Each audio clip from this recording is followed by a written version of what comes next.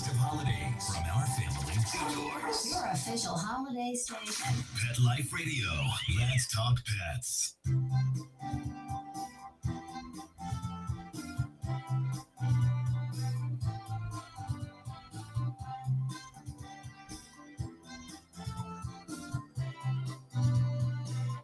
Okay.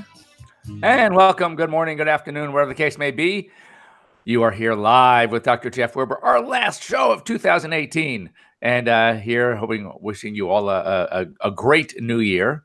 And anyway, we're here for you, here for your pets. Want to talk pets? That's what we do here at Pet Life Radio. So Ask the Vets with Dr. Jeff. And advice is free. You can't beat free. So anyway, if you want to get a hold of us, you can either just give us a call at 877-385-8882. Once again, 877-385-8882. Or better yet, as we like to say, log on to Pet Life Radio. That's at PetLifeRadio.com. Click on shows, scroll down to Ask the Vets with Dr. Jeff, and you will have there a Google Hangout link.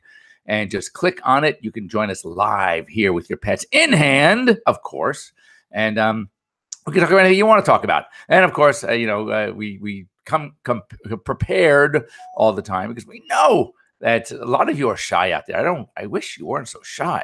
Just come on and join us. And as I mentioned again and again, and you're going to hear a lot more of it over the upcoming year. And that is that I want to just mention that telemedicine, telehealth is really starting to catch on in veterinary medicine as it has in human medicine. I mean, as I say, in human medicine, 2016, 850,000 Americans used a telemedicine app for themselves.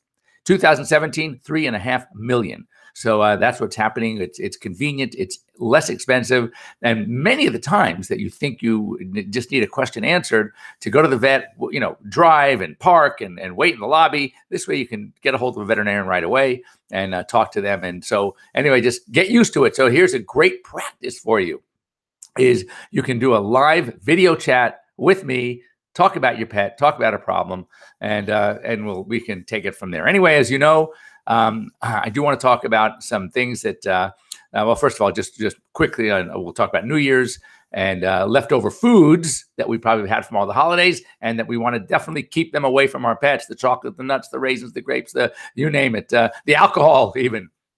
Save that for you and just make sure you continue to give your dog stuff or your pet stuff that they are allowed to eat, they should eat.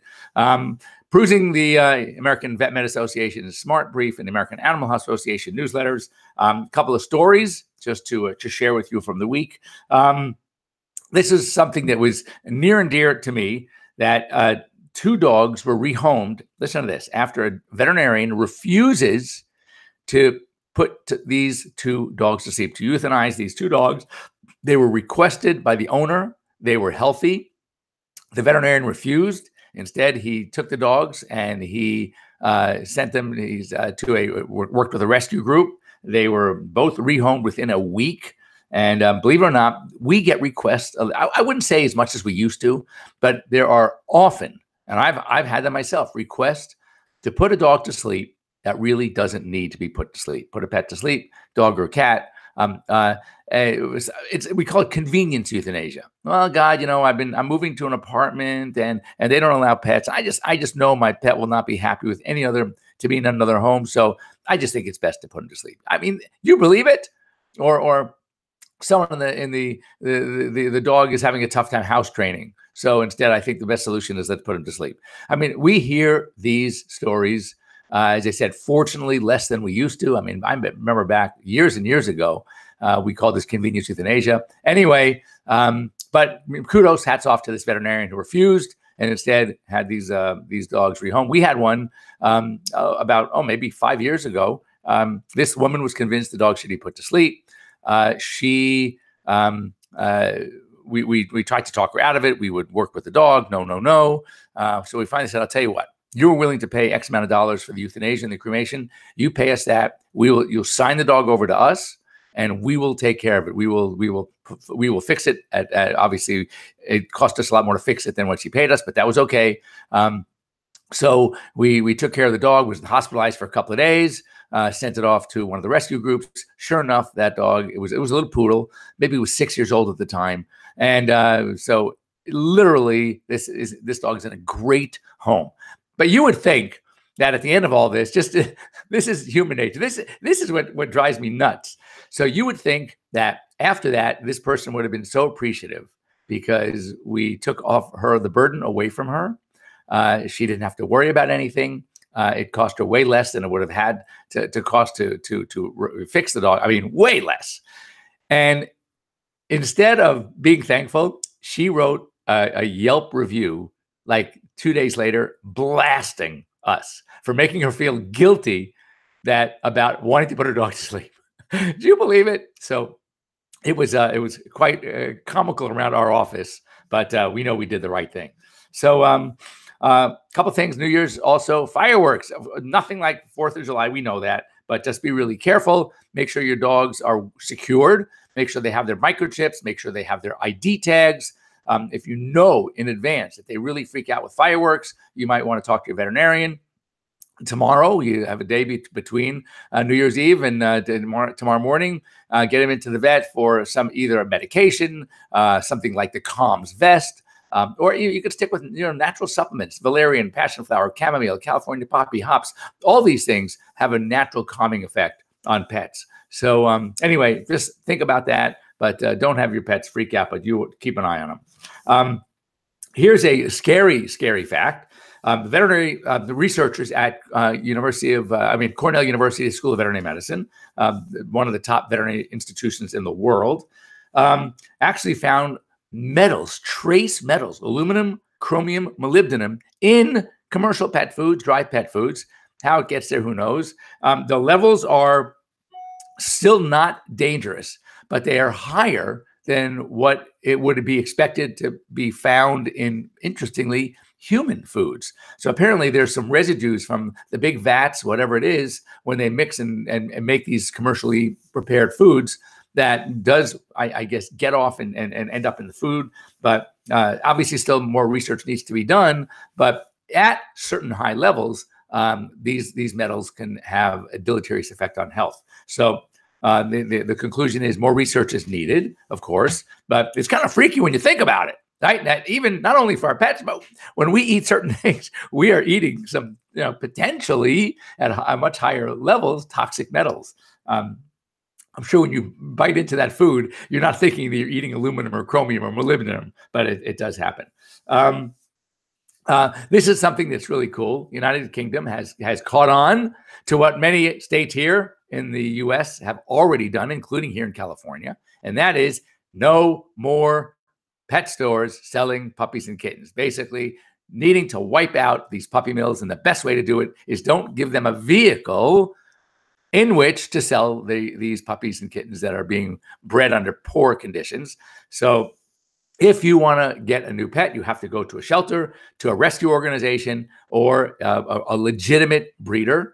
And so anyway, it's great. I think that now the whole country of England is caught on to this too. So I think that's really cool. No more puppies and kittens from pet shops, and as I like to say, adopt, don't shop. And this is a great way. This will get you to adopt a pet instead of trying to buy one from somewhere. As I mentioned, holiday leftovers, keep them for you. Don't let your pets eat them. That's important.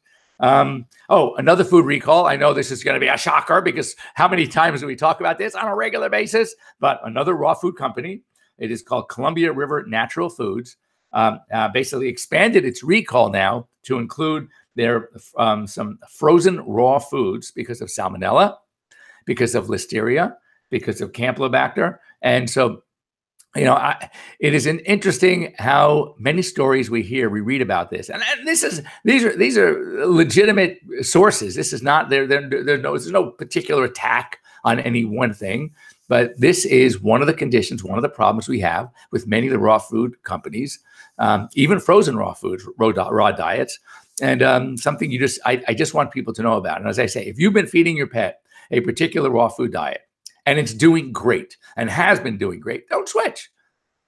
I'm just saying one needs to be aware. And in fact, there was a sort of a recap. A veterinarian, a colleague, has put sort of a recap of kind of cool things that have happened in 2018. And And so here's the 2018 improvements in veterinary medicine. First of all, the canine influenza outbreak triggered more widespread vaccination because of it. And finally, it has been stabilized. We're seeing less and less cases. And again, I don't think this is yet a core vaccine, something that you should speak to your veterinarian about, depending on the area you live in. And more importantly, it's about lifestyle. And if you frequent facilities, whether it's a doggy daycare, whether it's an agility course training facility, whether it's a boarding facility, a grooming facility, where regularly attending that has a lot of dogs coming in, many of them now are requiring the influenza vaccine, and it's really not a bad thing. I think we need to just be aware that it is a problem. It's more serious than just a Bordetella, which is the typical respiratory bacterium that seems to affect a lot of the kennel cough bacteria, let's say.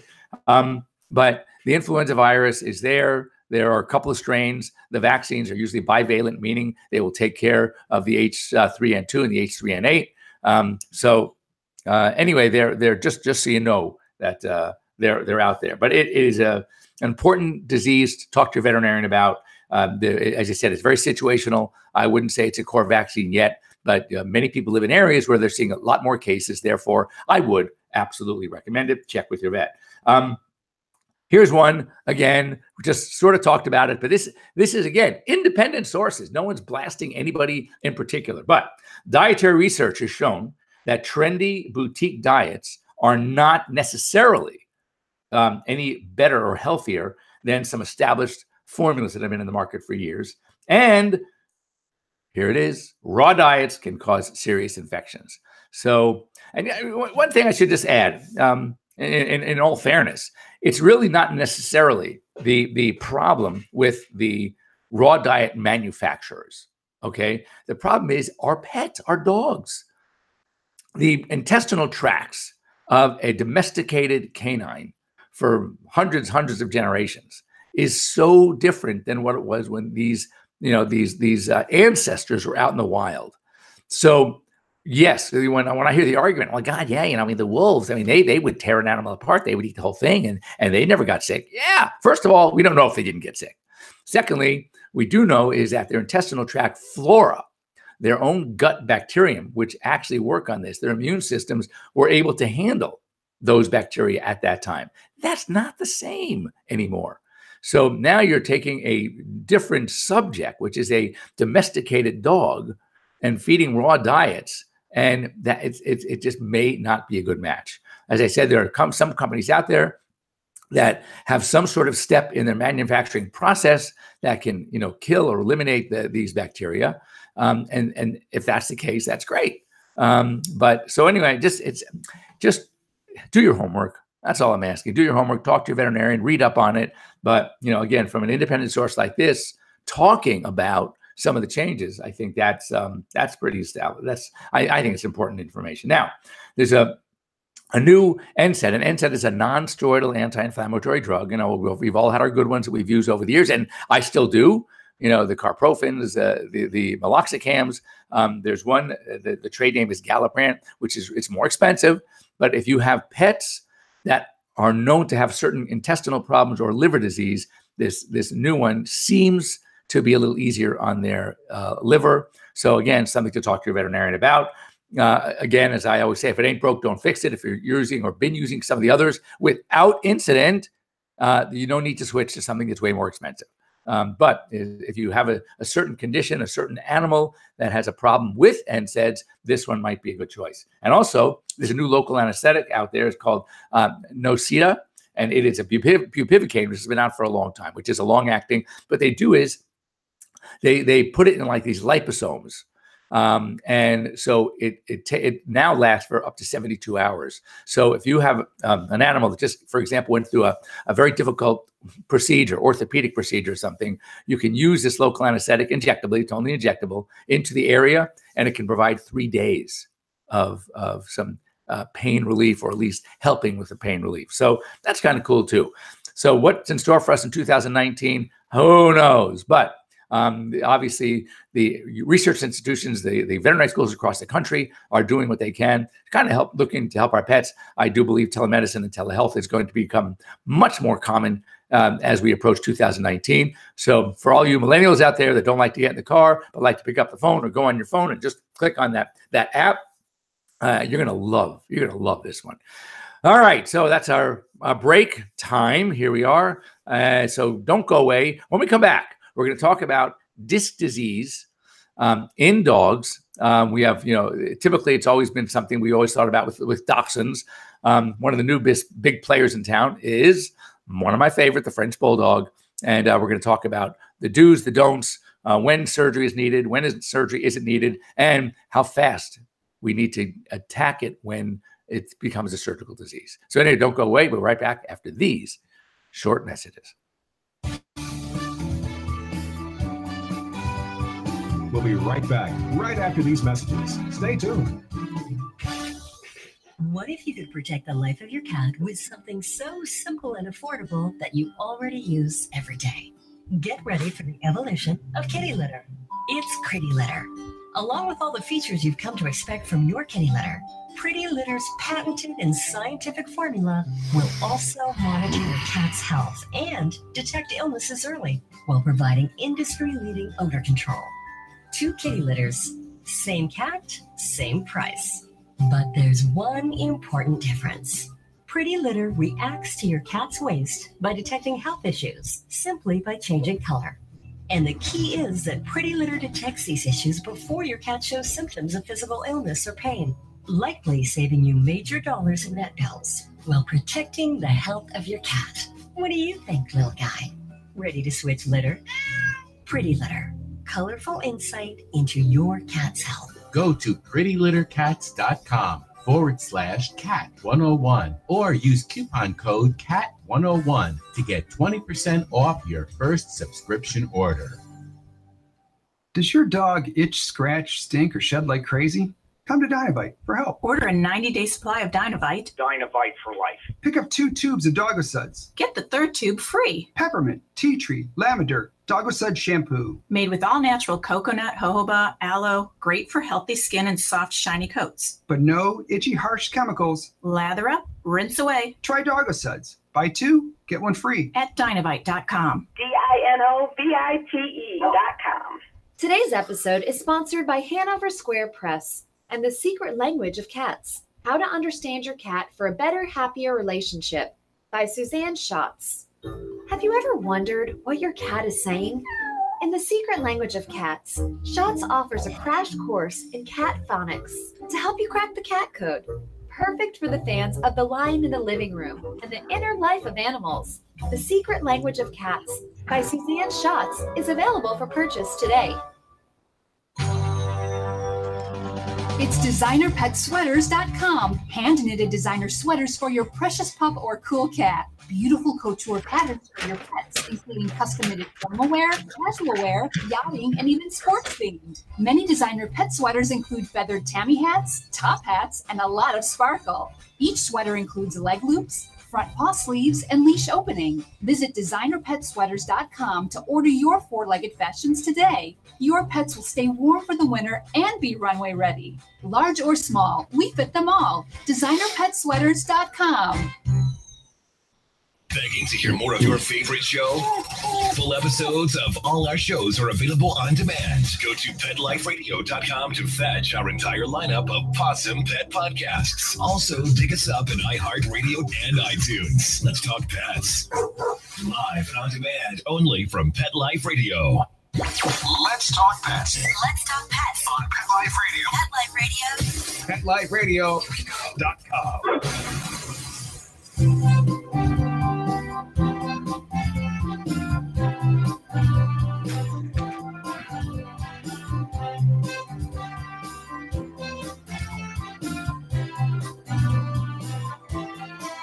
Okay.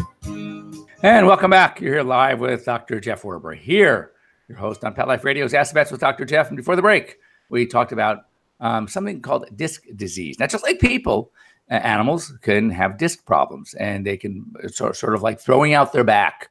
that person that bends down to pick up a package, and all of a sudden, they grab their back.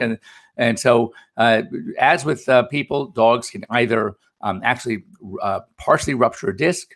It could put some pressure on a cord. They can pull a muscle. That also, early on, when you pull a muscle real badly in that area, it feels the same way. It's extremely painful.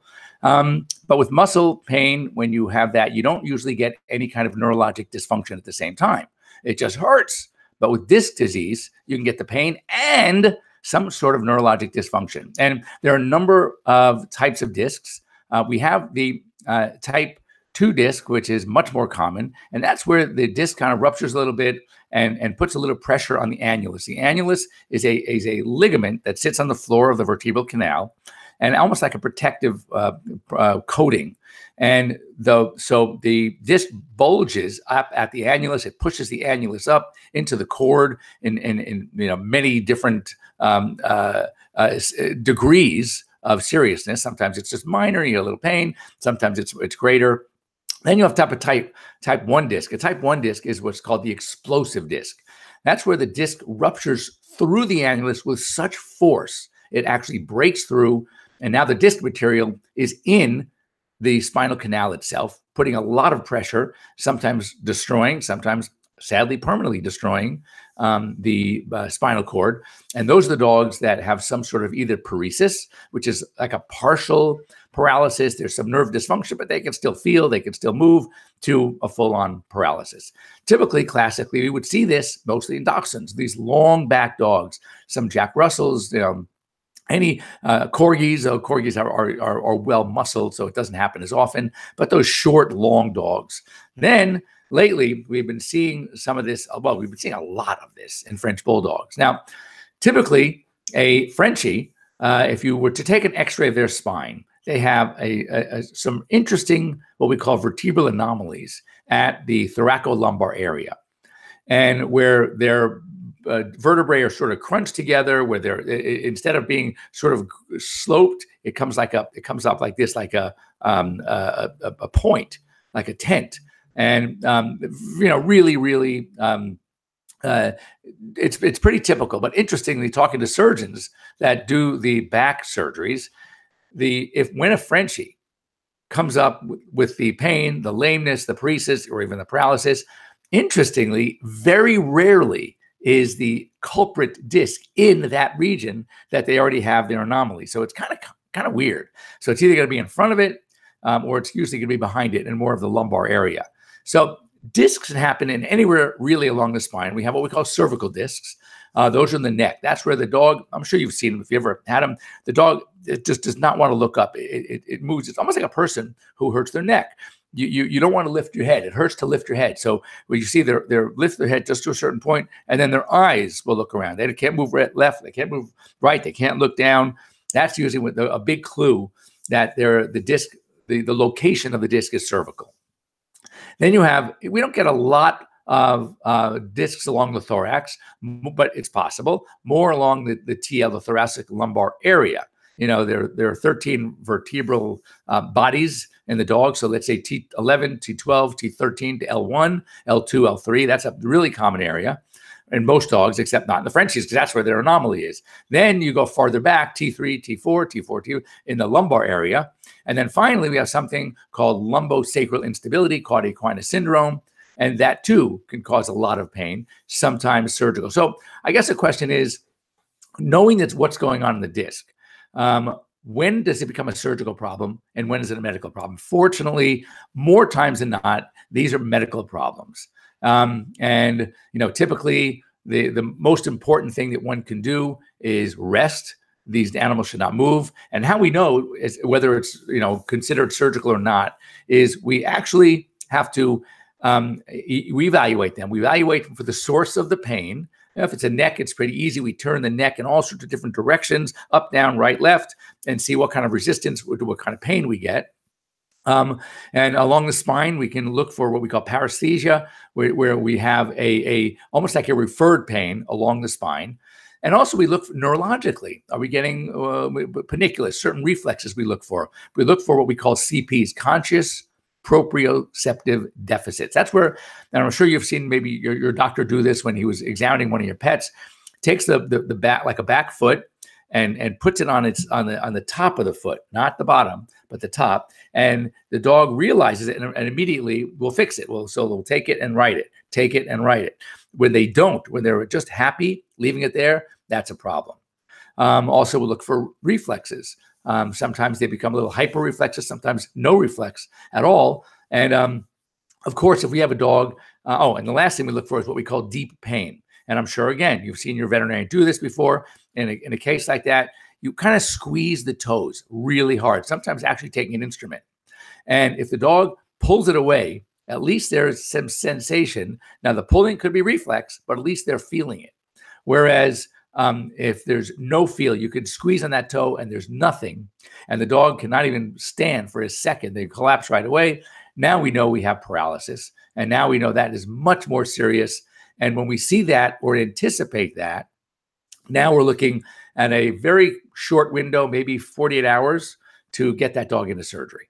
So I just interestingly had a case the other night. I got the call, Frenchie. First, it was very stiff and sore, didn't want to move. And then within an hour or so, it got to the point, even though they rested the dog, they did everything right. He was like down. He couldn't even stand up. I asked him to squeeze the toes as hard as he can, the husband, and no response. I said, with no response, and he can't get up, he can't stand, her, as it was a female, you got to get her in. I sent her to the emergency facility. It also was a big surgical facility. Sure enough, they did a CT the next day in the morning, and she was on the surgery table the next morning. So sometimes, depending on the location and the symptoms, a doctor, a surgeon, a neurologist can localize the disc just based on their exam. But most times that a surgeon, especially if it's in the lumbar area, is going to go in surgically, they're going to want to do some sort of study, probably a CT or an MRI, just to help localize the disc or discs. Sometimes there's more than one. So when they go in to do the repair, then at least they know exactly where they have to go in. Interestingly, with cervical discs, they can also go in what they do a ventral. They go in from the bottom, from the neck, and it's called the ventral slot. And they can sort of remove the offending disc material. And sometimes when it comes to the back, they usually have to do some sort of what we call laminectomy and go in that way to access the spinal cord, remove the disc material itself. Now, one thing about x-rays, of course, when we read x-rays, your veterinarian, I'm sure, has talked about some what we call calcified discs. Interestingly, when a dog is exhibiting signs of neurologic dysfunction, pain, because of a ruptured disc or potential ruptured disc, and the doctor takes the x-rays and sees calcified discs, those are probably not the discs in question that are causing today's problem. They're already calcified. They may have ruptured a little bit in the past, but when you see them as calcified discs, they're old because it takes a long time to calcify. So it's unlikely that a calcified disc is causing yesterday's problem that came on suddenly. So what we look more for is we look for certain, what we call narrowing. We look for some space in between the disc spaces. We look at what the norms are. And if we see two discs that are like sort of coming together that are very narrow, then of course we think, this might be the culprits. So these are all things that we kind of have to evaluate. But the key is if your dog, especially, that happens more in dogs than cats, if your dog starts exhibiting pretty severe sudden pain, you do not want to sit on it. Okay, definitely something you want to have your veterinarian see sooner than later. And I can't stress enough that the time is important, because if we have a paralysis and there's no deep pain, these dogs definitely need to be seen fairly immediately. Now, if it's just paresis, they kind of wobbly a little bit. They look like they're drunk. They're ataxic, we call that. They can walk, but they kind of are clumsy. They have depressed CPs, conscious proprioceptive, but they still can't fix. Then we're looking at a case that can probably be handled medically. And for those, the old-fashioned way, and I'm old-fashioned, so I still use steroids. But I guess the newer studies coming out now are saying that some of the better non-steroidals that are safe for pets. So don't ever go to a cabinet and start pulling out ibuprofen or stuff like that. You got to talk to your veterinarian. But some of the NSAIDs work just as effectively. Of course, they're maybe a little safer on the GI tract, and then the high-dose steroids. But there's medical therapy. The key to medical therapy, in addition to the non-steroidals or steroidals, whatever your veterinarian chooses to use, strict. We call it cage rest.